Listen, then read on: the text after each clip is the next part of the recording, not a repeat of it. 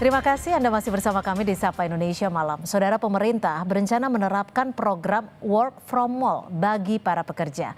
Program ini diharapkan mampu meningkatkan produktivitas pekerja, aktivitas belanja masyarakat, serta pertumbuhan ekonomi. Bekerja sekaligus berwisata belanja.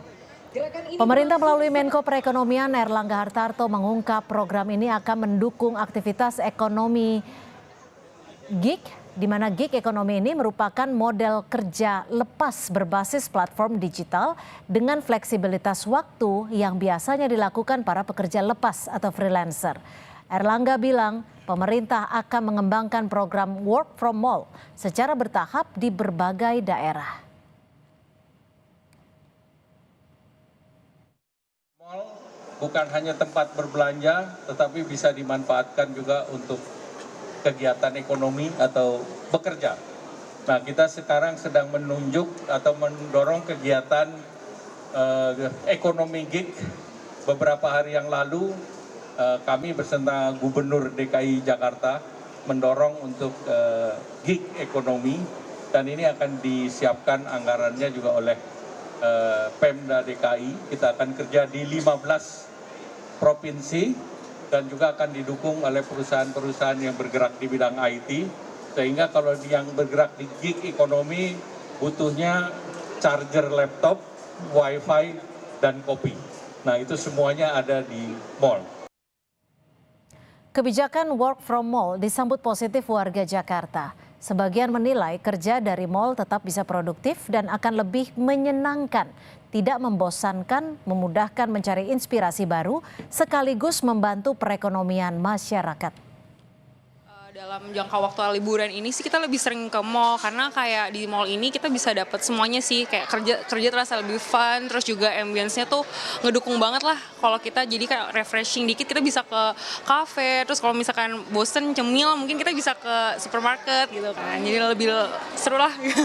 Dengan program tersebut sih cukup membantu ya, dalam hal kayak kita juga ngebantu perekonomian tenan-tenan atau brand-brand UMKM yang emang udah ada di mall gitu, dan ya pasti itu membantu semuanya sih dari segi lini ekonomi gitu sih. Dan dengan adanya program work from mall ini bagi aku sebenarnya malah lebih enak ke perusahaannya juga sih, karena kan ibaratnya kita tetap bisa produktif, kita tetap bisa quality time sama keluarga, mungkin ketemu sama kolega-kolega, terus ketemu sama klien mungkin di tempat yang emang lebih proper, jadi itu harusnya bisa menjadi jaringan satu tempat yang ibaratnya tuh bisa bercabang kegunaannya gitu. Menurut saya lebih jadi have fun aja sih, karena kan namanya di mall pasti lebih seru, lebih banyak yang dilihat, gak kayak yang di kantor kayak mungkin pasti bosan juga kan, dan yang pasti dilihat itu aja gitu. Sedangkan kalau misalkan kayak kita di mall, I think lebih seru sih. Karena menurut saya kalau misalkan kita kerja di mall kan suasananya baru, jadi pasti otak kita juga refresh kan, kayak mendapat inspirasi baru, melihat sesuatu yang lebih baru juga gitu. Lalu bagaimana pemerintah menjamin program work from mall akan mendukung produktivitas pekerja sekaligus daya beli masyarakat untuk pertumbuhan ekonomi? Kita bahas hal ini lebih dalam bersama tenaga ahli utama Kantor Staf Kepresidenan. Sudah ada Mas Yusuf Hakim Gumilang di studio, dan juga pengamat kebijakan publik Pak Trubus Rahardiansyah. Selamat petang Pak Trubus. Ini kalau melihat tadi kan respon dari warga Jakarta khususnya ya Mas Yusuf ya, responnya positif. Tapi sebenarnya skemanya nanti akan seperti apa? Metodenya work from mall ini konsepnya akan gimana? Iya, terima kasih Mbak Cynthia. Tentunya kita harus memandang kebijakan ini dalam suatu payung yang namanya flexible working arrangement. Jadi work from mall, from cafe, work from anywhere ini adalah kebijakannya namanya adalah flexible working arrangement. Nah, kenapa pemerintah butuh ya perlu? Karena sebenarnya ini mekanisme agar mendorong ekonomi baik UMKM, kafe-kafe gitu, termasuk mall juga kayak gitu ya, agar tetap berproduksi atau produktif, tetapi juga pekerjanya itu tadi seperti yang disampaikan di Viti tadi ya, happy gitu Mbak, ada work life balance. Dan kebijakan ini, payung ini kan sebenarnya kalau di ASN ya Mbak ya, sesuai dengan Undang-Undang 20 2023 kayak gitu ya, ini sebenarnya mekanisme insentif Mbak. Jadi nggak semuanya semua ASN itu bisa FWA ini. Jadi ASN-ASN yang tidak ada di garis depan, ya misalnya yang pendidikan, ya kesehatan, layanan publik esensial kayak gitu ya, itu dia tentunya tidak bisa kayak gitu. Tapi untuk yang sifatnya administratif, lalu juga dukungan substansi atau kebijakan bahan-bahan terhadap pimpinan dan seterusnya, nah ini yang bisa. Jadi Insentif tidak semuanya. ini maksudnya bagaimana? Insentif adalah bagi orang-orang yang misalnya kinerjanya bagus, Mbak. Oke. Kinerjanya bagus, dia punya tuh mekanisme insentif itu. Karena kebijakan ini kan diatur juga di Permenpan-nya ya, turunannya di Permenpan 4 2025 kayak gitu. Jadi tidak semua pegawai bisa mendapatkan. Artinya ketika mendapatkan award ya, awarding, boleh melakukan bekerja dari luar. Betul, dan dari ini kan mall. pengaturannya disesuaikan dengan semacam aturan di internal masing-masing instansi. Jadi ini ada diskresi juga. Artinya dari tunggu, pimpinan. ini kebijakan ini adalah kebijakan yang bersifat situasionalkah atau memang kebijakan yang nantinya ke depannya akan dipermanenkan? Iya, karena sudah ada perpresnya Mbak, Perpres 21 2023 sebenarnya tentang FWA ini. Jadi kalau di ASN sebenarnya ini sudah berlaku, memang sudah dilakukan kayak gitu. Tetapi memang itu tadi, dia sifatnya adalah insentif, reward kayak gitu. Bagi orang-orang yang kerjanya baik, bagus kayak gitu, dan tidak ada di layanan dasar esensial publik, dia bisa mendapatkan reward itu. Itu yang pertama konsep berlaku yang sudah mulai berlaku di ASN. Betul, seperti itu ya. di ASN. Oke. Prof, saya ke Prof Trubus. Kalau dari Prof sendiri, bagaimana melihat kebijakan ini? Apakah kebijakan ini memang bisa mendukung produktivitas pekerja, atau sebenarnya justru dalam tanda kutip meningkatkan konsumtif? Kalau dilihat dari apa yang disampaikan dari pihak pemerintah ya, itu kan kelihatan sekali sebenarnya nggak semua ASN bisa di situ kan, karena hanya ASN tertentu, sehingga kalau itu mau dikatakan apakah itu akan mendukung pertumbuhan ekonomi seperti yang dijelaskan oleh pemerintah secara makro, tentu ini sesuatu yang belum bisa diterima secara secara publik. Karena apa? Karena publik masih melihat bahwa yang ada itu ya WFA, artinya ketika itu merupakan anywhere kerja di mana saja itu diterima. Tetapi kemudian bahwa kebijakan ini hanya khusus mall misalnya itu, nah mall ini bagi publik persepsinya mall itu orang kaya Mbak, kelas menengah ke atas. Jadi seolah apakah kebijakan ini hanya untuk kelas ekonomi menengah ke atas saja lah, ini jadi problem kan di situ. Artinya apa?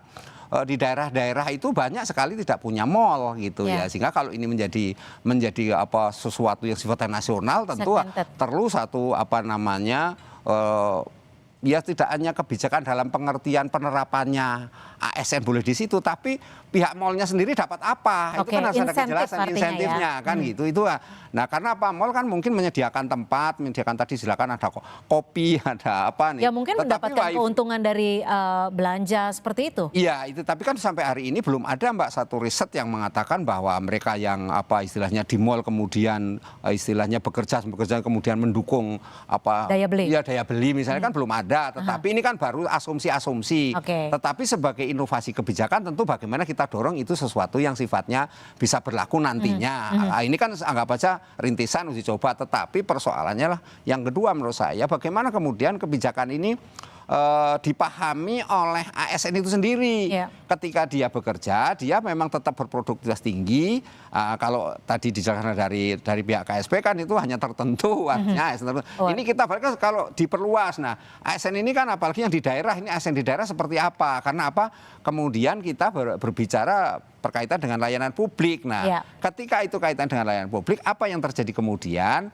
Masyarakat itu maunya kan dapat respon yang cepat. Tapi kemudian kalau mereka posisinya di mall, mereka di mall. Ini kan kemudian nama mall sendiri itu terminologi itu kan sesuatu yang masih tidak semua publik kita memahami. Karena yang kalau WFH ya oke lah di tempat asing ada yang ada kafe, yang kemudian kenapa kok tidak pasar tradisional misalnya yang lebih ini ya. Ini kan sesuatu yang kemudian publik ya punya pandangan lah, tetapi pemerintah perlu menjelaskan. Saya rasa ini perlu dijelaskan, arti duduk persoalannya bahwa kita mengajukan yang namanya WFM. Nah, WFM ini nanti keuntungannya memang sudah dijelaskan, keuntungannya adalah nanti mendongkrak istilahnya daya beli masyarakat, mendongkrak artinya tenan-tenan tadi dijelaskan oleh sebagian pendengar kita yang sudah diwawancarai, tapi itu kan sesuatu yang sifatnya masih lip service dalam saja ya. dan dalam skop yang sangat kecil bisa dikatakan ya. Gitu kan. Mas Yusuf gimana menjawab ini? Insentif ke mallnya seperti apa? Lalu kenapa harus mall? Kenapa bukan pusat perbelanjaan yang bisa dikatakan untuk bisa menengah ke atas, bisa menengah ke bawah, yang juga mendukung sektor UMKM mungkin? Ya, baik, terima kasih Mbak. Sebenarnya gini, makanya tadi payungnya sebenarnya adalah flexible working arrangement. Jadi tidak harus mall ya maksudnya? Harus mall, betul. Tetapi memang betul bahwa Pak Menko sampaikan bahwa ya ini kan libur dalam rangka libur Nataru, tahun baru. Ya tahun baru, Natal, tahun baru. Nah jadi memang ada intention kayak gitu untuk meningkatkan daya beli konsumsinya masyarakat kayak gitu. Jadi sebenarnya ini bukan hanya nanti ke ASN, diharapkan juga swasta kayak gitu ya, itu juga bisa fleksibel kerja dari mana saja termasuk dari mall. Dan kalau dari tadi Prof Trubus sampaikan misalnya apakah ada dampaknya misalnya, ya data yang kami ambil dari asosiasi memang untuk yang tahun 2025 ini dalam semester 1 itu dia ada kenaikan kunjungan kayak gitu ya antara 50 sampai 80% sebenarnya. Nah hal ini kan sebenarnya cukup baik nih, ini positif lah ibaratnya untuk meningkatkan itu tadi, menggerakkan ekonomi. Nah, artinya memang imbauan ini disampaikan karena memang daya beli masyarakat saat ini memang lemah. Iya, karena tadi ada peningkatan itu tadi dan diharapkan ada kenaikan lagi nih antara 10 sampai 20% lah di akhir tahun. Nah, ini dia Mbak, kebijakan pemerintah itu kan kita harus mencoba basisnya riset, evidence based gitu. Nah, ketika kita lihat oh ya trennya ternyata kunjungannya meningkat kayak gitu ya. Ya udah kita kaji, tentunya pemerintah dari Kementerian Perekonomian sudah mengkaji nih kayak gitu. Jadi kenapa mall yang disasar? Tetapi tadi saya bilang bahwa kerangkanya adalah flexible working arrangement. Insentif jadi bisa untuk mallnya? Di rumah. Ya tentunya peningkatan belanja kayak gitu ya, peningkatan berarti belanja. Berarti insentifnya tidak ada insentif dari pemerintah khusus, tapi lebih ke daya beli dari masyarakat yang langsung ya? Betul, langsung. Insentif ke mallnya demikian. Ditambah tadi seperti Pak Menko sampaikan, tadi mengutip juga Gubernur DKI ya, kayak gitu ya, bahwa nanti akan disediakan ya fasilitasnya lah, colokannya, wifi-nya dan lain-lain. Tapi ini sebenarnya sudah terjadi di masyarakat. Oke, Prof, kalau Anda melihat ini lebih menguntungkan ke retail kah? Atau justru sebenarnya menguntungkan perusahaan tempat orang itu bekerja? Atau produktivitas masyarakat itu sendiri yang diuntungkan dengan program ini? Kalau dilihat secara keseluruhan, rasionalitas kebijakannya ada pada ini Mbak, pada retail. Jadi pada retail ya? Yang untung, karena kan jadi orang besar lagi dong yang diuntungkan? Ya karena kan di situ ada namanya akhir tahun baru kan ya, akhir tahun lah Nataru ini kan ada banyak diskon-diskon kan, karena diskon-diskon itulah kemudian membawa keuntungan karena istilahnya ya membelinya jadi partai besar lah katakanlah seperti itu, artinya banyak gitu ya. Nah, ini yang harus dipahami. Yang kedua, kalau misalnya mau dikaitkan dengan produktivitas, tentu bisa saja hanya kemudian ini belum ada studi, kalau saya orang akademisi kan harus ada satu riset betul yang membuktikan untuk itu. Tetapi andaikan ini sebagai titik entry point lah untuk melakukan satu kebijakan nantinya ke depan, kalau ada libur lagi menggunakan seperti ini kan ya bisa diterima sepanjang nanti ada argumen-argumen akademis yang bisa dikemukakan. Itu Mbak, yang penting itu di situ gitu loh. Tapi gini, yang menjadi pertanyaan saya adalah ketika work from home ini nantinya akan menjadi gaya hidup. Nah, gaya hidupnya ini apakah sudah sesuai dengan masyarakat Indonesia saat ini? Apakah sudah mencukupi dengan keuangan yang masuk di masyarakat? Jangan sampai nanti justru malah karena gaya hidupnya tinggi, akhirnya jadi pinjol. Gimana menjawab ini? Apakah sudah diantisipasi mungkin oleh pemerintah sendiri? Iya, kalau dari ASN sendiri Mbak, itu tentu kan dari kebijakan ya Mbak ya. Gaji ASN itu kan semuanya kita tahu, semua bisa akses kayak gitu ya. Gaji ASN itu berapa sih kayak gitu? Ada insentif nggak untuk work from home? Mungkin tambahan uang kopi? belum sampai ke sana. Tapi intinya gini Mbak, kalau dalam konteks kebijakan kita harus memahami bahwa yang penting ini kan di pengawasannya, produktivitasnya. Dalam artian apakah dengan dia bekerja di mana, di mall, di kafe dan lain-lain, outputnya tetap ada kayak gitu. Dia tetap hasil pekerjaan tetap ada. Jadi misalnya dokumen kebijakan atau juga misalnya kajian-kajian atau analisis yang sifatnya untuk pengambilan keputusan strategis kayak gitu tetap dilaksanakan, tetap ada kayak gitu. Dan itu kan sekarang sudah eranya SPBE nih Mbak, sistem pemerintahan berbasis elektronik. Jadi kita absen, presensi masuk sudah lewat gadget. Hasil kerjaan kita juga bisa langsung saat itu juga kayak gitu bisa di-submit di dalam sistem. Jadi yang harus dilihat adalah sebenarnya ini ada mekanisme yang sifatnya fleksibel. Ini adalah insentif juga kayak gitu ya, dan juga ini untuk meningkatkan itu tadi work life balance lah kalau kata anak Saya sekarang. Saya sepakat kalau work life balance, tapi apakah dengan kebijakan ini tidak justru meningkatkan konsumtif masyarakat itu sendiri, dan apakah kebijakan ini benar-benar reliable dengan produktivitas pekerja dan tidak menjadikan ketimpangan antara kelas atas dan juga kelas menengah ke bawah? Tapi dijawabnya usai jeda, tetap bersama kami di Sapa Indonesia Malam.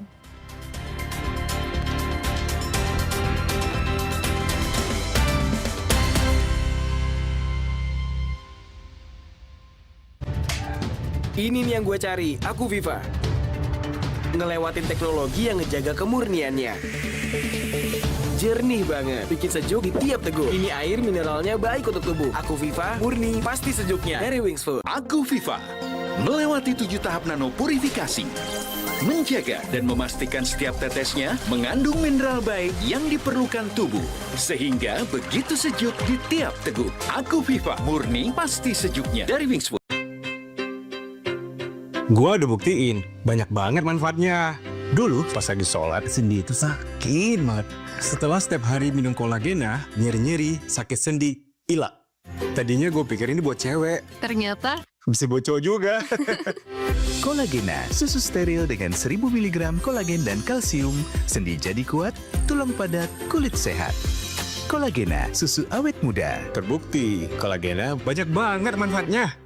Bercanda, ketawa, komedi terus. Tapi setiap kita butuh kenyamanan, ada mie sedap ayam bawang resep baru. Manjakan dirimu dengan kenyal mie-nya. Bikin rileks suasana. Kuah gurih kemasan ayam kampung asli dan bawang goreng. Hangatkan dirimu dalam kenyamanan. Tambahkan ke dalam kehangatan. Cobain deh resep barunya mie sedap ayam bawang dari Wings Food. Back to reality. Gua udah buktiin, banyak banget manfaatnya. Dulu pas lagi sholat, sendi itu sakit banget. Setelah setiap hari minum kolagena, nyeri-nyeri, sakit sendi, hilang. Tadinya gue pikir ini buat cewek. ternyata Bisa buat cowok juga. Kolagena, susu steril dengan 1000 mg kolagen dan kalsium. Sendi jadi kuat, tulang padat, kulit sehat. Kolagena, susu awet muda. Terbukti, kolagena banyak banget manfaatnya. Ketahui lebih awal dan komprehensif informasi puncak kepadatan di berbagai titik lalu lintas terkait liburan Natal dan Tahun Baru. Jelang libur Tahun Baru 2020. Kondisi lalu lintas dari arah keluar tol Ciawi dan menuju arah puncak ini sangat dipadati Ikuti oleh kendaraan. Breaking News, puncak arus liburan Natal dan Tahun Baru. Ikuti pada jam-jam berikut. Live di Kompas TV.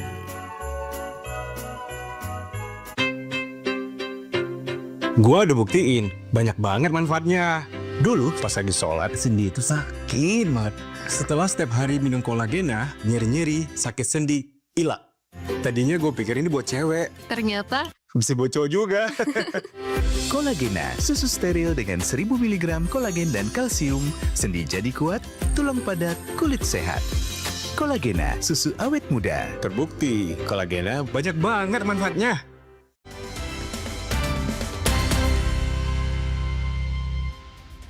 Ya, kalau tadi sudah kita bahas bagaimana ada kebijakan baru untuk mengimbau adanya work from everywhere, tapi juga ada work from mall. Ya, pekerja sih mungkin seneng-seneng aja ya ketika ada work-life balance, tapi yang menjadi pembahasan di sini, apakah mungkin ketika kebijakan ini diberlakukan justru akan menimbulkan masalah baru? Misalnya ketimpangan sosial yang begitu berjarak, Prof. Iya, bisa. Artinya pandangan-pandangan bahwa orang ke mall itu kan orang yang punya duit gitu, sehingga ketika pekerja yang kerja di situ adalah pekerja yang kelasnya menengah ke atas, artinya golongannya sudah tinggi kan gitu. Sehingga untuk pekerja yang kategori golongan rendah kan nggak berani, artinya ada kekhawatiran katakan nanti nggak punya uang saya kalau mau beli apa-apa tanpa ada insentif dari pemerintah. Itu ujung-ujungnya mesti minta insentif juga gitu. Memang harus ada. Tetapi kalau misalnya pemerintah nanti berdalih bahwa nggak bisa ngasih insentif, ya ini pastinya masalah baru lagi kan gitu. Karena nggak mungkin dong orang bekerja posisinya dirugikan kan gitu. Yang kedua adalah bagaimana kemudian saya melihat ini kan sisi ekonominya itu lebih kepada bagaimana ya ada 110 triliun katanya yang akan beredar dalam konteks kalau ini diberlakukan ya. Nah ini memang belum ada penjelasan seluruh itu dari mana hitung-hitungannya, tetapi pemerintah sudah menyampaikan itu gitu hitungan secara keseluruhan.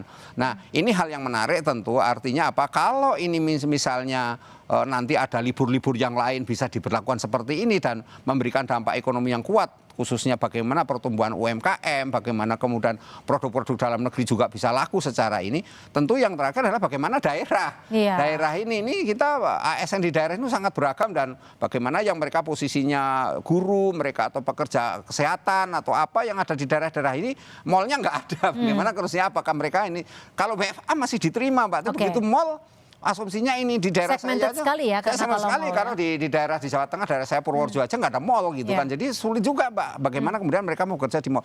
Tetapi ini sebagai inovasi kebijakan tentu secara bertahap bisa kita benahi ke dalam arti apa, antisipasi ke depan kalau ada liburan apa bisa ya sama aja waktu kita WFH terjadi perdebatan kenapa bagaimana kinerjanya, tetapi terjelaskan bisa jalan dengan baik kan. Gimana Mas Yusuf, apakah sudah ada koordinasi mungkin dengan Pemda dan juga apakah ini sudah dipikirkan sebelumnya untuk ASN-ASN yang berada di luar Jakarta ataupun di luar kota besar? Ya, tentunya dalam konteks kebijakan ini tidak boleh bias ya Mbak ya. Jadi kebijakan itu harus bisa menyasar semua kalangan. Makanya kebijakan Perpres tentang flexible working arrangement ini adalah kebijakan yang silahkan bekerja dari rumah, dari kafe, dari warung-warung kopi, dari mall segala macam, itu boleh dilakukan. Nah, dalam konteks itu makanya bagi kami sebenarnya yang diharapkan dengan adanya kebijakan ini itu pertama bukan libur terselubung gitu loh Mbak, bukan. Dia harus tetap produktif, dia harus tetap ada outputnya, harus tetap menyampaikan dokumen kebijakan atau dia harus deliver lah, kita bilang kayak gitu. Nah yang kedua adalah dia menggerakkan ekonomi lokal, mulai dari kafe, dari warung-warung kopi kayak gitu ya. Dan juga ini tidak diterapkan ke semuanya tadi, seperti yang kekhawatiran. Tapi bagaimana memastikan, pemerintah memastikan bahwa kebijakan WFM ini tidak menjadi beban baru bagi para pekerja? Saya pikir ya itu tadi, kalau dalam konteks kebijakan, ini tidak akan, kan ini pilihan Mbak. Ini kan pemerintah menghimbau kayak gitu ya, di ASN sudah ada nih aturannya. Baik ya pemerintahnya ya sama ASN ya. Kita menghimbau kayak gitu. Asal pelayanan terhadap masyarakat Betul. Makanya tadi saya bilang kan ada kriterianya. Nggak bisa semua orang dapat kriteria ini gitu. Jadi orang-orang kan yang namanya insentif itu kan tidak harus sifatnya itu uang, material kayak gitu. Jadi dengan dia bisa menerapkan flexible working. Nanti ada kecemburuan dengan ASN tertentu. Ya makanya kinerjanya harus baik kayak gitu. Jadi ASN tertentu aja sebenarnya itu yang cemburu dan lain-lain. Padahal ya berarti mungkin ini kinerja saya kurang baik. Berarti saya harus meningkatkan. Biar ada di level yang itu gitu. Dia bisa mendapatkan fleksibilitas bekerja, tapi produktivitas tetap jalan dan dia bisa itu tadi sama anaknya bisa ngasuh anak dan seterusnya. Fungsi mall berubah. Fungsi mall berubah. Jadi daycare, tempat kerja. Apakah ini juga bisa menjadi kalau ASN jelas ini artinya insentif, reward. Tapi bagaimana dengan freelancer? Freelancer ini agak berat. Jadi memang pelaku digital, kemudian gig ekonomi. Ya, ini memang agak berat, Pak. Bagaimana kemudian ketika mereka bekerja ada di mall itu memang harus ketersediaan tadi wifi-nya, ketersediaan listriknya stabil, kondisi tempatnya juga, apalagi kalau ada kopi gratis, kopinya. Ini kan semuanya harus ini Mbak. Saya percaya bahwa dunia sekarang pekerja-pekerja yang kategori ini tidak milenial ya, sekarang malah Gen Z. Gen Z ini kan sudah semangat, tadi kita wawancara itu kan semuanya positif ya. Positif. Nah artinya swasta pun juga mendukung, hanya kemudian konteksnya tidak semua sama dengan ASN karena kan nggak mungkin yang namanya manufaktur, apalagi yang teman-teman media kan nggak mungkin media ada di Kita mall. cuma bisa pasrah, Prof. Tapi itu artinya ini penting gitu ya. Tapi gini Prof, bagaimana memastikan bahwa kebijakan WFM ini indikatornya tuh benar-benar positif, tidak hanya untuk pekerja yang produktif, tapi juga untuk daya beli masyarakat. Jangan sampai jam kerja itu kan umpamanya 8 jam, tapi belinya 1 kopi selama 8 jam. Tapi di sisi lain akhirnya pembelinya tidak muter. Artinya kan daya belinya justru berkurang. Lah ini kalau misalnya kebijakan ini hanya sifatnya sementara sih sebenarnya nggak menjadi ruwet ya. Tapi kalau kemudian ini kebijakan jadi berjangka panjang, lah artinya nanti ada lagi seperti itu, akan ada lagi seperti itu. Nah ini perlu satu formulasi kebijakan jelas, mekanisme jelas, formulasi kebijakannya seperti apa, dan artinya juga ada ini Mbak, namanya orang bekerja kan ada pemberdayaannya bagaimana dia supaya tetap dalam posisi mau bekerja di situ dan dalam ini mendapatkan kemanfaatan. Publik juga mendapatkan kemanfaatan, nanti publiknya nggak dapat apa-apa juga. Jangka panjang. Jangka panjang. Iya. Kalau jangka panjang, ketika akan ditetapkan sebagai program jangka panjang, indikator keberhasilan di jangka pendek ini apa? Iya, kalau kita bergerak dari peraturan presidennya, sebenarnya peraturan presiden 21 2023 ini kan sudah diatur kalau untuk yang ASN. Tetapi memang untuk yang saat ini kan sifatnya temporary karena libur Nataru kayak gitu. Jadi ini untuk mendongkrak sektor ekonomi lah, ekonomi retail lalu dan juga makan minum F&B gitu ya. Jadi sebenarnya kalau di jangka panjang tentunya kita harus ada kajiannya. Tadi betul Prof, apakah memang setelah ada kebijakan ini, pertama produktivitasnya dulu itu yang harus dilihat, meningkatkah, apa memang benar kualitas dokumen kebijakannya lebih baik misalnya kayak gitu. Terus juga lebih itu tadi work life balance. Yang kedua adalah bagaimana kaitannya sama peningkatan konsumsi masyarakat, lalu juga bagaimana sektor-sektor itu kan ini kan juga harus tumbuh Mbak. Betul. Jadi jangan sampai ini tidak tadi ya. Kerjanya dari jam berapa 8 sampai jam 5 kayak gitu. Belinya satu, wifi-nya gratis misalnya kayak gitu. Nah, wifi-nya gratis. Betul.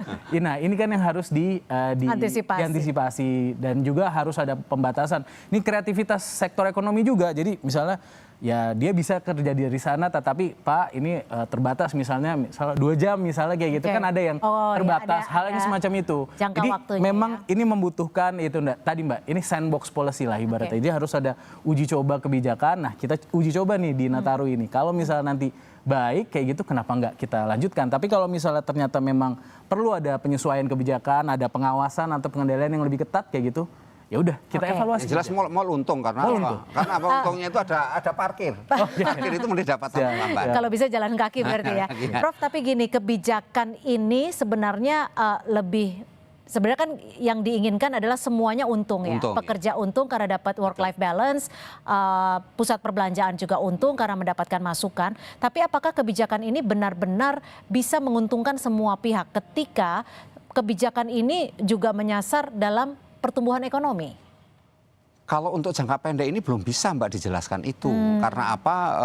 Belum terlihat hasilnya. Belum terlihat dan belum ada satu, kalau kajian sih enggak ya, artinya belum ada satu fakta yang bisa menjelaskan bahwa ini ada bukti yang bisa diterima gitu oleh publik, dalam arti bahwa ada kemanfaatan publiknya, ada baik publik maupun dalam hal ini pemerintah dapat kemanfaatan, kemudian pihak mall dalam hal ini juga ada kemanfaatan, UMKM dapat kemanfaatan, apalagi dalam makronya pertumbuhan ekonomi. Nah ini tentu ada satu menurut saya yang perlu didorong terus adalah formulanya ini agar atau skemanya ini benar-benar tidak hanya untuk ASN tapi untuk ini pekerja swasta ini yang harus didorong. Prof lihat sendiri ini lebih berpihak kepada keuntungan publik atau kepada retail?